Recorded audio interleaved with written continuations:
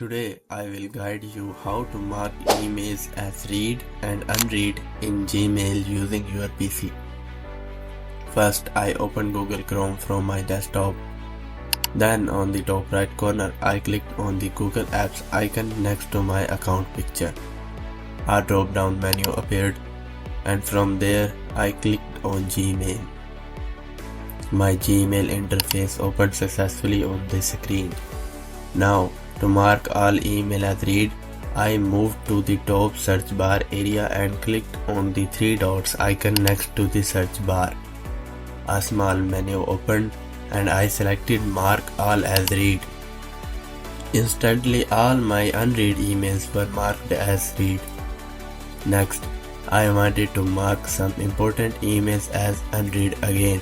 So I selected an email, right-clicked on it, and a drop-down menu appeared. From that menu, I clicked on the mark as unread. Immediately that email turned back into an unread message.